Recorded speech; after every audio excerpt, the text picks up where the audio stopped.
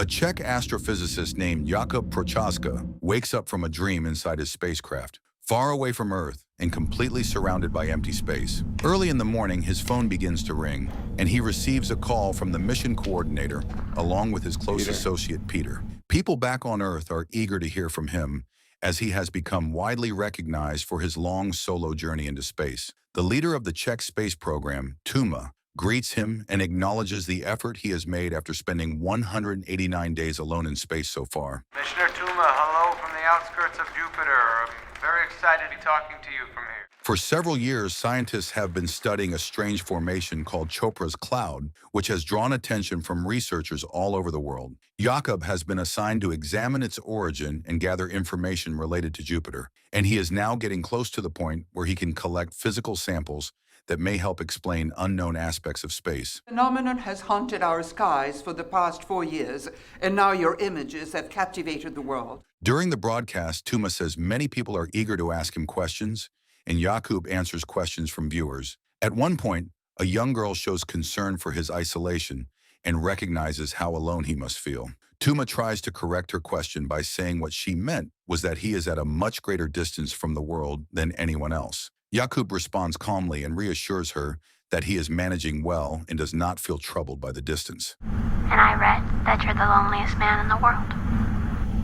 He explains that at this stage of the mission, he is about 500 million kilometers away from Earth, but he has already completed nearly half of the journey and is slowly heading back. He remains connected to his wife Lenka through a highly advanced communication system that allows them to stay in contact despite the vast distance. And because of this, he is managing well and does not feel isolated.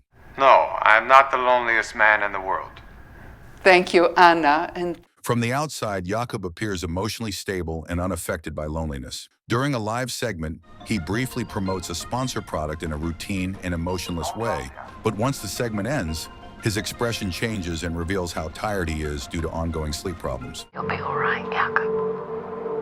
You're not afraid to be on your own. Back on Earth, Lenka records a message filled with sadness, where she expresses regret about him leaving and questions her place in his life. She records that she cannot be with him anymore. Before the message reaches Jakub, the flight coordinator intercepts it so it will not reach him. Lenka problem. Meanwhile, on the spacecraft, Jakub deals with small technical problems, including repeatedly fixing a faulty toilet. He explains his frustration to Peter while speaking with him, but Peter is distracted by issues with the onboard cameras. Peter notices Jakub's exhausted condition and advises him to rest. You don't look so good. Did you sleep? I tried. The message from Lenka reaches Tuma, and after hearing it, Tuma refuses to send the message to Jakub. Peter explains that Jakub is now very frustrated and sad. Tuma decides that she cannot risk losing control of the situation, and she chooses to speak to Lenka herself. Jakub becomes worried when Lenka stops responding to his calls. Peter tells him that he will look into the situation and try to find out what is happening. he's not getting this message.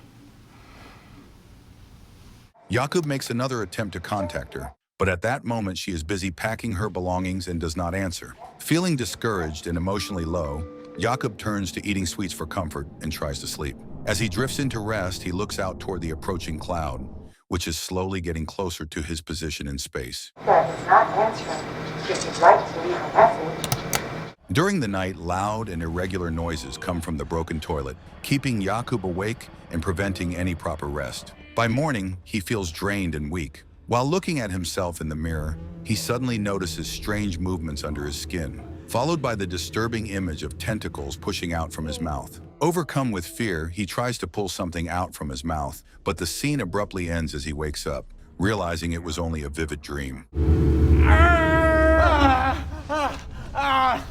He begins his day with exercise on the treadmill, trying to clear his head, then moves on to preparing equipment needed for collecting samples from the nearby cloud. At the same time, several cameras on the ship continue to malfunction, creating confusion and concern and can determine the cause. He tries to figure things out with Peter's assistance, but his thoughts remain focused on Lenka, who still has not responded to any of his attempts to contact her. Who the hell is this? Suddenly, he hears an unfamiliar voice offering help, which startles him. He mentions it to Peter, who is unaware of anything like that and cannot confirm the presence of another signal. Jakob considers the possibility that he may have picked up a transmission from a different mission, but Peter tells him their system is secure enough that it should not be breached by others. Peter then informs him that Lenka has gone to visit her mother and is expected to contact him once she returns. Trying to stay composed, Jakob tells him to remind her to contact him soon, and he continues his routine. Just learned that Lenka's on her way to visit her mother. She'll be back in a couple of days. He then hears some noise coming from the storage compartments and goes to investigate. He is shocked to discover a large, hairy spider hiding inside one of them.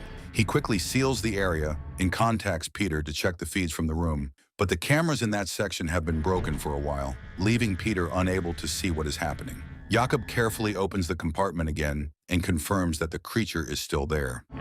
But it's out. It was one of the first ones to go out.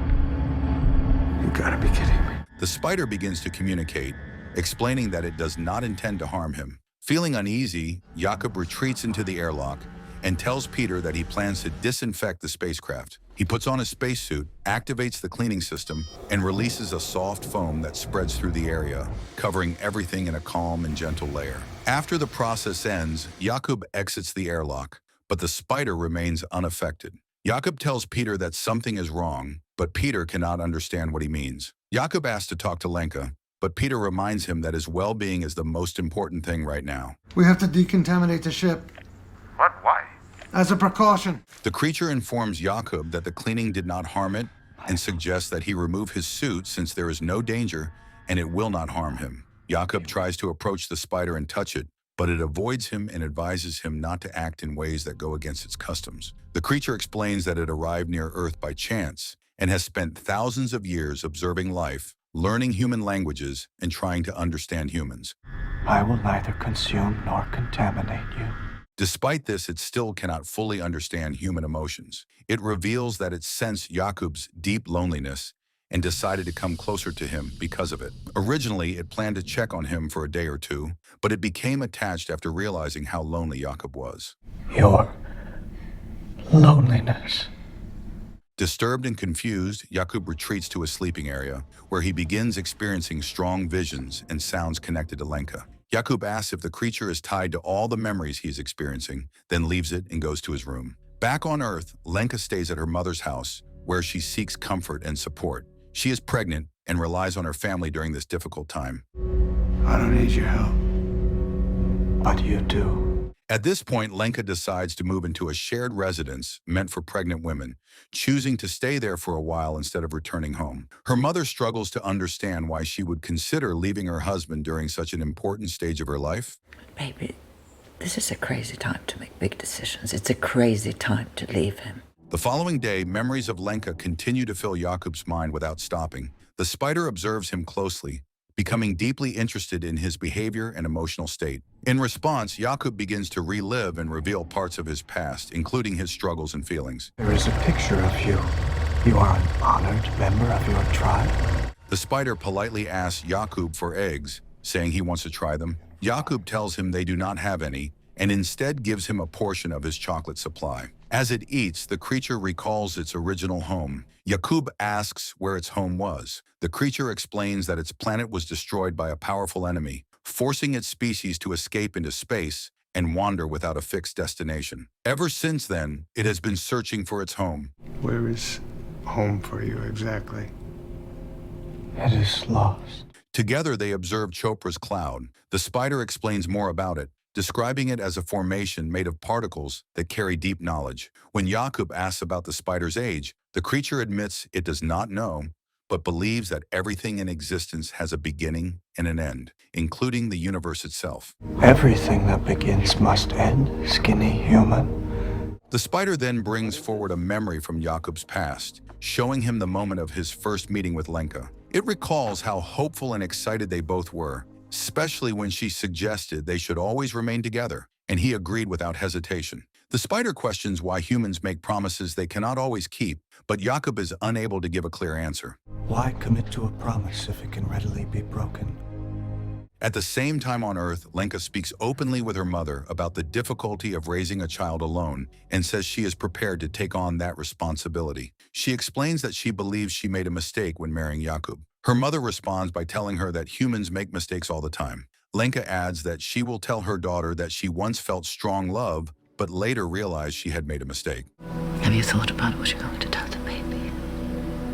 Back on the ship, Jakob thinks about what to call the spider and asks if it has a name. The spider asks Jakob to give it one, and Jakob decides on the name Hanis. He associates the name with an old story about a skilled craftsman who created complex astronomical devices, but was punished by a jealous ruler who feared his talent. Jakob tells him that his father used to tell him the story of Hanis. The spider accepts the name. Later, Jakob listens to an opera, allowing himself a brief moment of distraction. During this time, Hanis shows him another memory involving Lenka, where she surprises him in a special outfit, though Jakob feels uncomfortable revisiting it. It's a secret, please. There was so much love. That night, Jakob is troubled by more intense dreams, this time involving memories of his father, who held strong political beliefs and died because of them. The images disturb him deeply. Jakob wakes up to a strange noise and goes to find Hanis listening to a strange vibration sound. Hanis explains that he finds the sound soothing. Were you just here listening to that all night? I find the vibration soothing. The next day, Hanis observes Jakob exercising intensely and asks why he does it. Jakob explains that staying active is necessary in space to prevent his body from weakening. Hanis questions why Jakob chose to leave Earth in the first place. Hanis then asks Jakob about his father. Jakob tells him his father was a man who died for a cause he believed in. Memories from his past begin flooding back as they speak about him. Your father. May I ask about him?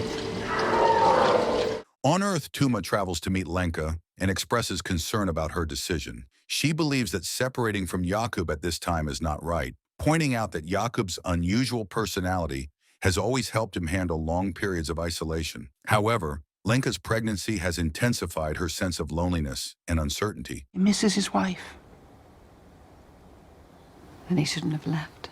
Tuma explains that Jakob is not in a stable mental state and may need Lenka's support. Lenka tells her that he made his choice and that he will be fine without her. As she prepares to leave, Tuma reflects on the silence between them, recognizing it as a turning point. She tells Lenka that being together in this dark moment would help them both, explaining that she understands they are both struggling in their own ways. I'm sorry, I can't help you. Back on the spacecraft, Lenka's voice suddenly echoes through the station. Jakob quickly goes to the transmitter and finds that an old recording of their conversation from months earlier is playing. He questions how this is happening and tries to stop it, but the system does not respond, forcing him to listen as the message continues. He yells at Hanis, assuming he is causing it. How was this even playing? We decided I am. A short time later, Jakob notices a glowing particle drifting through the station. Hanis describes it as something like a starting point or origin. Jakob tries to trap it inside a container, but the particle moves freely through every barrier without resistance. Hanis tells him that he cannot hold it or keep it. Jakob then tries to use the vacuum system to collect it through the waste outlet, but he cannot find it in the waste collector either. It cannot be held. Skinny human. Soon after, he tries to reach Peter, but all communication on the ship suddenly stops, leaving him confused and isolated. At the same time, the particles from Chopra's cloud begin moving in unstable patterns throughout the station, increasing the sense of danger. Hanis reassures him that there is no immediate threat and tells him not to panic. Hanis asks Jakob why Lenka seems so unsettled about the idea of having a child. This question brings up painful memories for Jakob, and he admits that they lost their first child and that he was not present during that time and is still not emotionally available in the way he should be. The memory of Lenka losing their child and him not being there plays on the screen. He is shown recalling earlier conversations where he promised to be more present, but failed to follow through. It's your first offspring. You were absent thereafter. Back on Earth, Lenka arrives at the facility where she plans to stay until she gives birth, and the staff welcomes her. Later, Hanis tells Jakob that it was his unfulfilled promises that led Lenka to eventually give up on him, as the memory of him promising to be with her through everything plays through his mind. Your sanctuary. Or hinterland. Whatever you need it to be. Jakob manages to contact Peter using a quantum communication device. However, Hanis again interrupts the communication and triggers another memory, showing a past exchange between Jakob and Lenka about his decision to go on the space mission. In that memory, Jakob appears confident and focused on his goals, showing little understanding of Lenka's feelings. Hanis begins to realize that Jakub's self-centered behavior has contributed to his isolation. After reaching this conclusion, Hanis becomes distant and decides to leave him behind, telling Jakub he is no longer interested in him, which causes Jakub to panic. Could you fail to see that she one day would lose the will to believe in you? What? Hanush. My interest in you has expired. In desperation, Jakub tries to hold on to the spider, but Hanis firmly pushes him away and makes it clear that he does not like physical contact. The spider then moves across the station while Jakub follows, begging it not to leave and promising that he is willing to change. In a moment of emotional collapse, Jakub floats through the station, overwhelmed by memories of Lenka and consumed by regret and sadness. Hanush, please.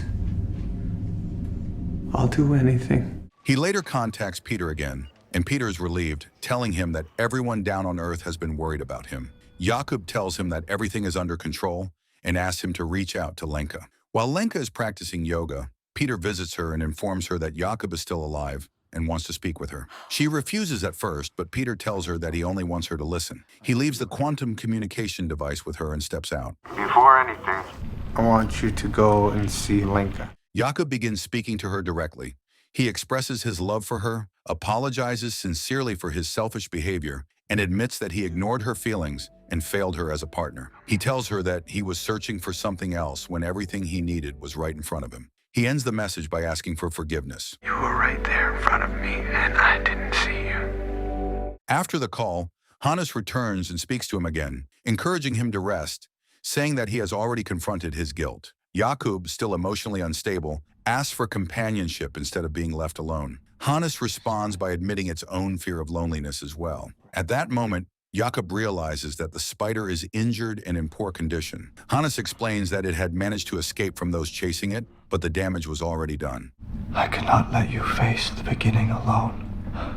Moved by their shared pain and vulnerability, the two of them come closer, and in a quiet moment of emotional understanding, they embrace for the first time. Hanis tells Jakub to be ready to go into the beginning tomorrow. On Earth, Lenka spends the night outside looking up at the sky while speaking with another pregnant woman. She notices the strange purple formations above them and becomes absorbed in their shifting beauty. Tomorrow, we enter the beginning. Back on the spacecraft, Hanis wakes Jakub and tells him that his major discovery is approaching. Jakub wakes up and follows him. With Earth control centers and many observers closely watching, Jakub prepares for the next phase of the mission and coordinates actions with Peter. Jakub's communication begins getting broadcast to the world as he attempts to enter Chopra's cloud. At the same time, Lenka leaves her residence and goes out alone while everyone watches Jakub's broadcast, though her destination is unclear. In just a few moments, we will deploy Faraday into Chopra, but Jakub begins collecting samples with specialized equipment, but Hanis suddenly becomes seriously ill. Jakub abandons his task to help the spider instead. The ship starts encountering system failures. Back on Earth, the team detects a technical failure in the equipment and orders the mission to stop sample collection. Jakub, however, is no longer focused on commands from Earth. He notices Hanis drifting in open space, and shortly after, the entire ship starts experiencing major system failures. Control personnel decide to abort the mission and bring the spacecraft back. hold on, I'm coming! Abort the sun. No, I can't. Despite the order, Jakub puts on a spacesuit, takes a disinfectant device, and goes outside the ship. Peter tries to stop him and urges him to return, but Jakub ignores him, telling him there is something he needs to do, and continues into space. He manages to reach Hanis after releasing clouds of disinfectant, but the effort does not help. Hanis thanks him and accepts that his body is failing, and that he does not have much time left. This isn't the end. Come. In deep space, Jakub experiences a powerful vision where he recalls a childhood moment of nearly drowning and being saved by his father. This memory leads him into a larger experience where he seems to move through different layers of time and space, as if witnessing all events connected across existence. He revisits important moments of his life, including his first meeting with Lenka, and feels a strong desire to return to that time when everything felt clearer. Hanis and Jakub observe the universe together as they witness everything unfolding around them. This is the beginning and the ending. A bright light appears in this space, which initially frightens Jakub. Hanis interprets it differently, seeing it as something hopeful. Jakub feels Hanis slipping away and Hanis tells him that it is time for him to end. In its final moments, Hanis is given chocolate nuts by Jakob. Hanis thanks him and experiences a sense of comfort before his condition fully collapses into the surrounding clouds. As purple light surrounds the spider, Jakob loses consciousness. But perhaps this is not your ending. Tastes like home. At the same time, Lenka goes to the place where she and Jakob had their first date. While walking across the grass, she notices a purple light forming in front of her, which feels like a symbol of connection between them. Jakob imagines her sitting by water in a calm, dreamlike scene where he wants to be close to her, but she suggests that such a moment could come at a great cost. He accepts this idea without hesitation. I just want a kiss. You know that will kill you.